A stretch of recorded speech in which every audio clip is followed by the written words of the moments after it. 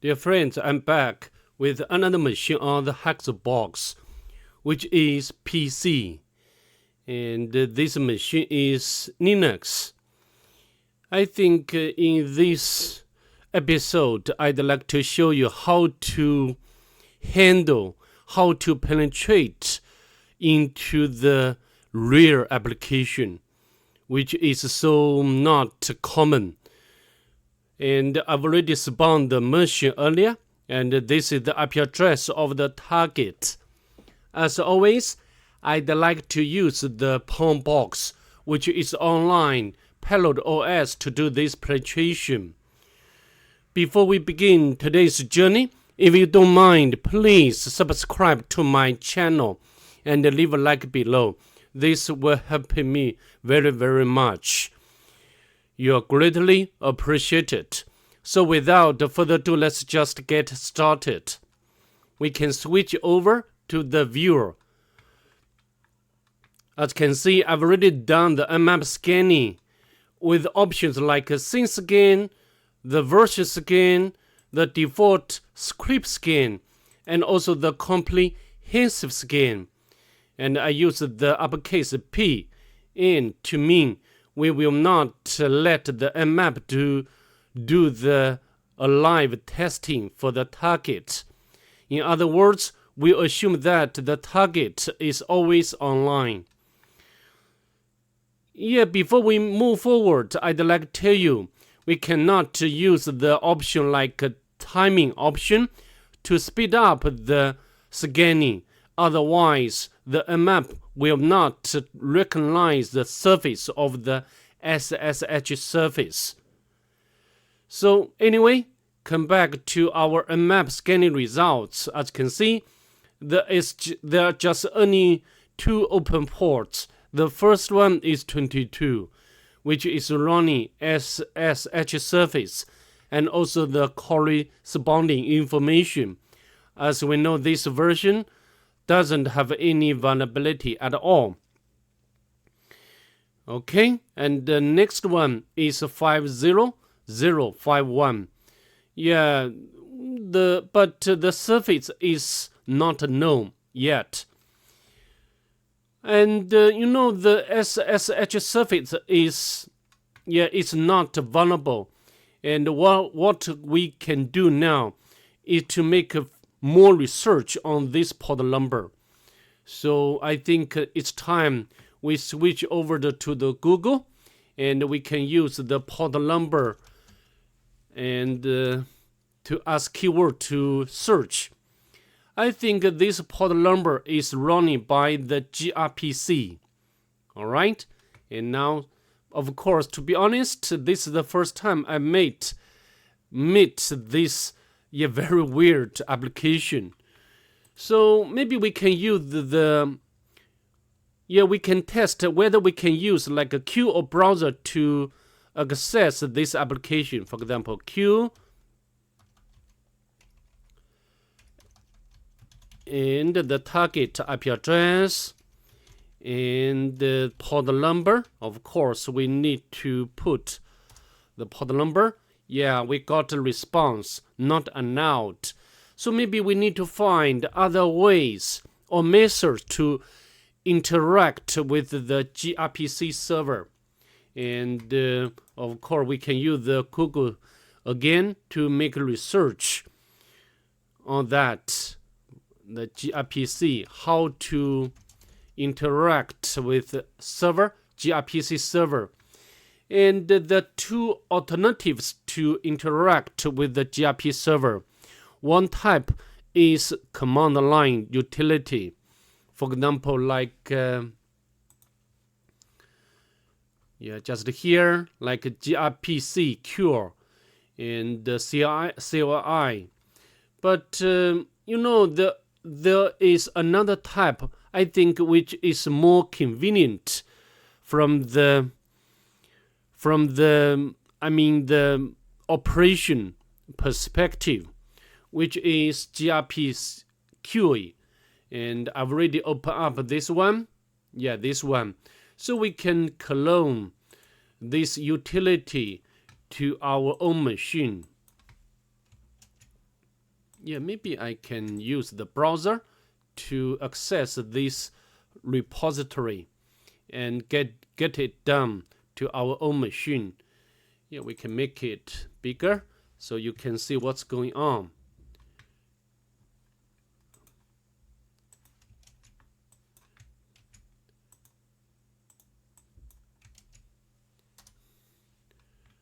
All right, and then we can go to releases section and select this one.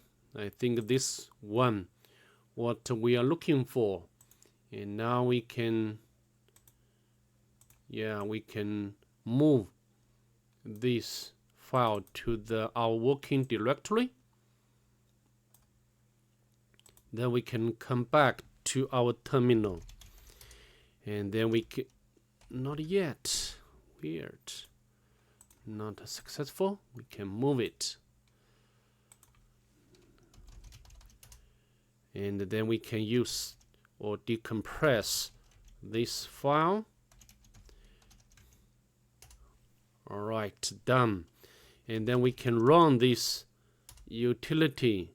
Yeah, we need to put the host, and requires exactly one argument, the host, comma, and port number, right? So we just put the IP address and the port number, press enter.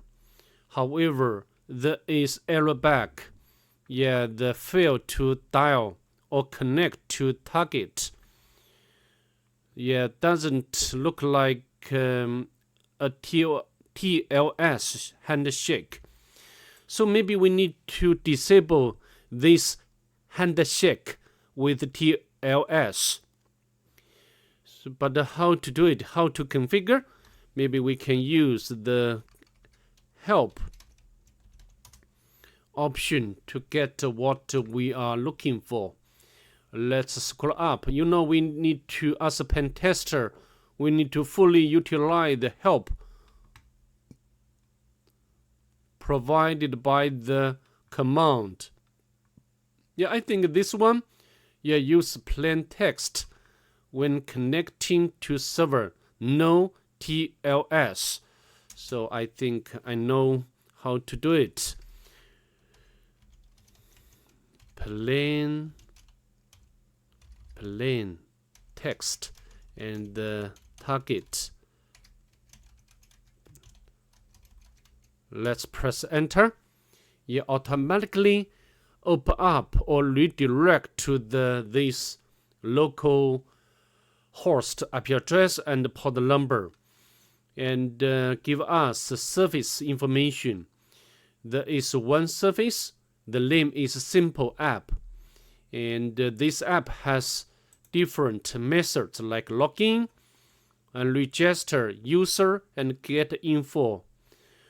And when I did the machine the first time, of course, the first thing we can do is to register a new user. But to save time, I'd like to go to the next step. You know, as we always do in the other machine for the web application, you know, some application always has weak credentials vulnerability. So similarly, we can check on this point. On this application, we can test whether we can use admin as username and password also admin to see whether this is working or not. Invoke. Yeah, your ID is 64. Maybe we can make a copy and note it down to our notebook. And then we got the token in the response. We can make a copy and note it down into our notebook. And then we can try to use the next method, the get info. So maybe we can, the ID, of course, the ID is, so I think I can make the notebook bigger. So the ID is 64. Let's invoke. However, message authorization error, missing token in header. So maybe we need to put our token, what we got from the login process or login response, right, into the header. So we can go back to the get info and request, and we can put the name, token, and the value. We just paste in this field and invoke. Yeah, we got the right response. The will update soon. So maybe we can test whether this application, this method has SQLMAP, SQL injection vulnerability, because I know, at the background there must be some database running, right? And how to test? We can set the, maybe we can test invoke again. Yeah, no problem. So now we can set or turn on the proxy to Burp. And let's launch the Burpsuite. And the Burpsuite community, edition, and I accept the terms. Next, start.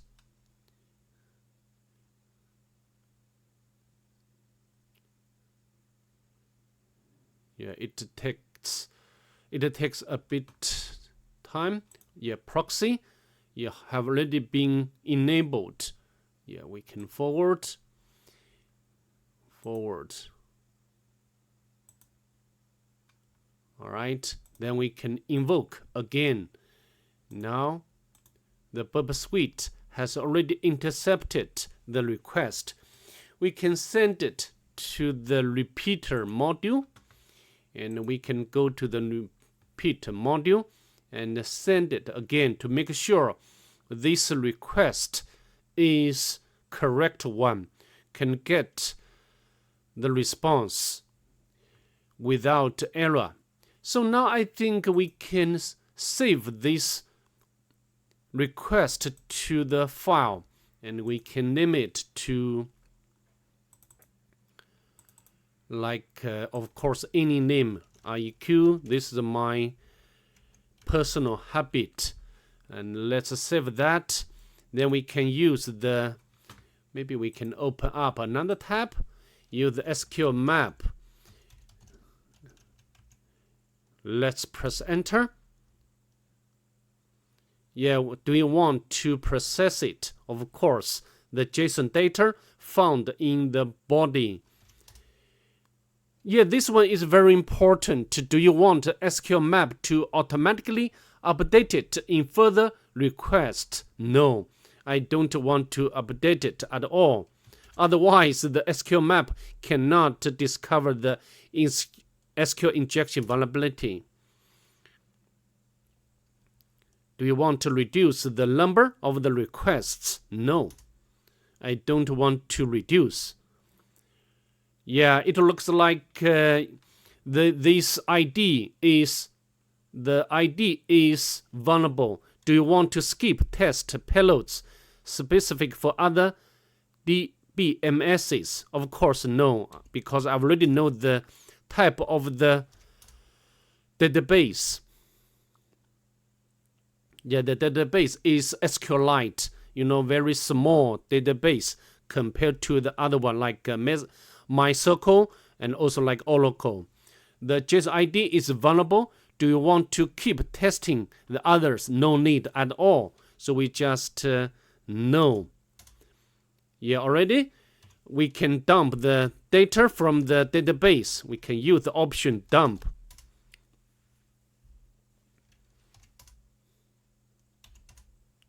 Yeah, we got the data from the database like username and password. Yeah, I think we got another username is Saul and the password maybe we can use this information to log in to the target via SSH. So we can make a copy this password and the username into our notebook.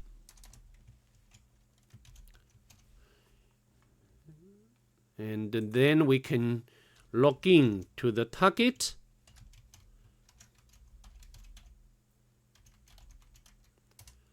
All right, yes. And now we can paste the password here. Yeah, no problem. We have already logged in as sour. And we can retrieve the user flag.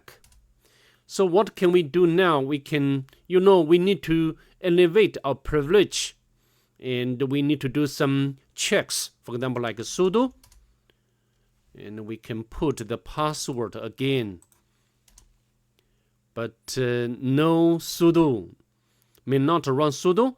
And then maybe we can, we can upload Nimpier shell script to make automatic enumeration. And we can open up another tab and we can locate this shell script. And then we can copy this file from the source to the current directory. All right. Then we need to upload this file onto the target, and which will be very easy. We can set up the web server by running Python module http.server. Now we can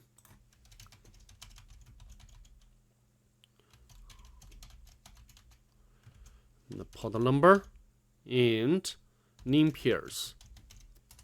All right, we can make it executable. This is the standard methodology for the penetration, for the local privilege escalation specifically. And this shell script will go through all possible misconfigurations. Many different types of information can be enumerated out, like process information, the SUID information, capability information, and also like enumerate out some files which contains passwords or other types of sensitive information. Route table.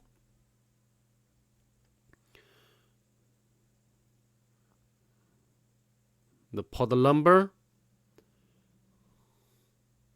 As you can see, interesting files like SID, a binary. But I think in this case, nothing found for this SID.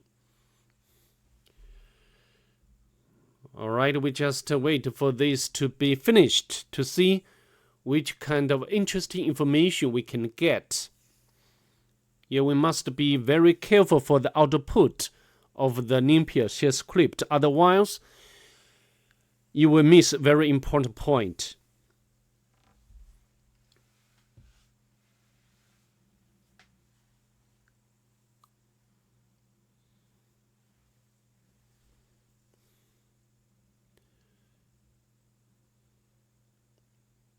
Capability information.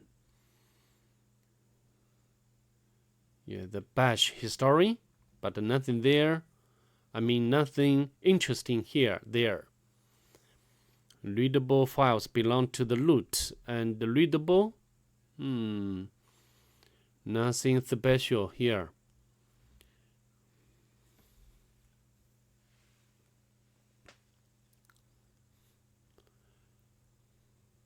The hidden files.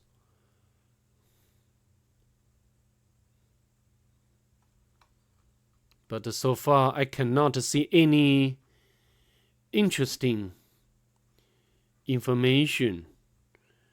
We can scroll up to take a closer look at. the output.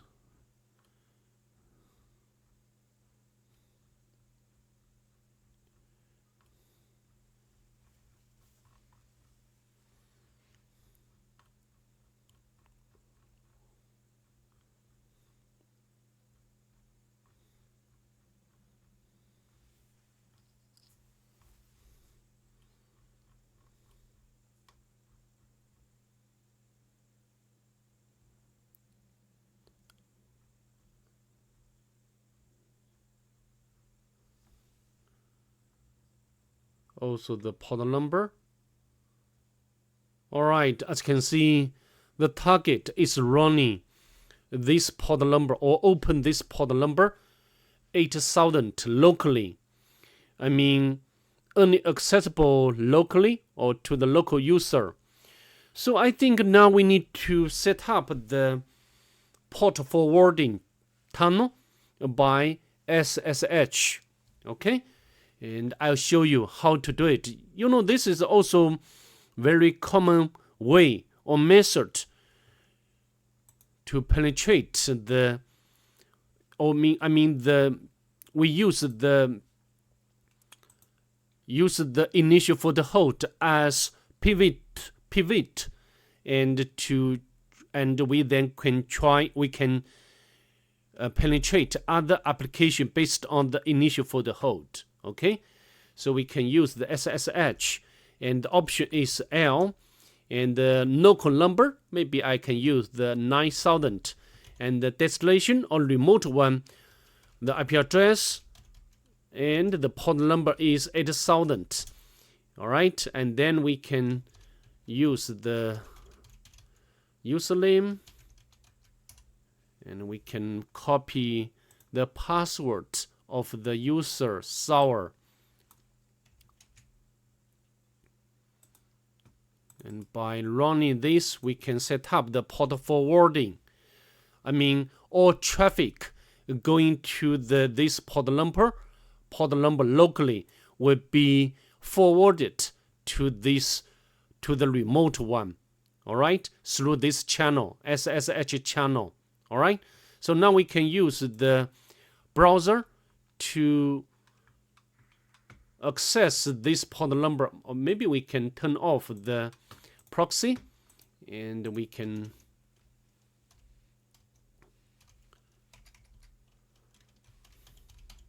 port number is 9000, right? Local port number. Yeah, all right, we can know, yeah, this port number is running or is used by this application PY node.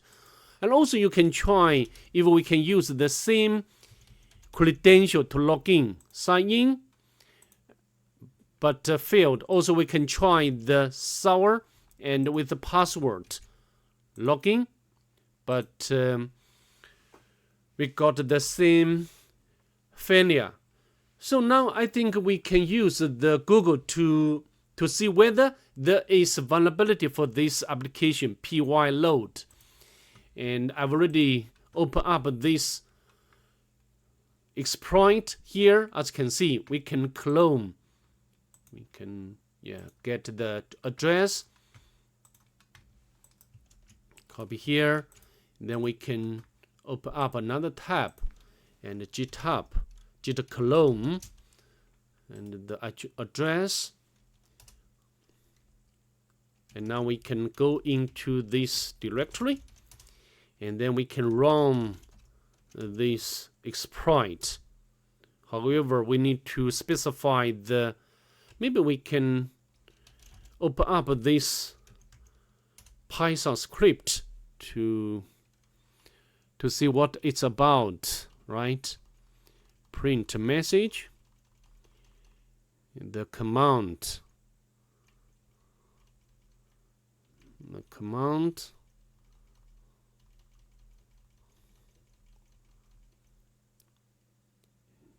default one, the bash command to execute, and the proxy attack. I think we do not need to set the proxy, And of course, this option is not required. Okay, so now we can run it.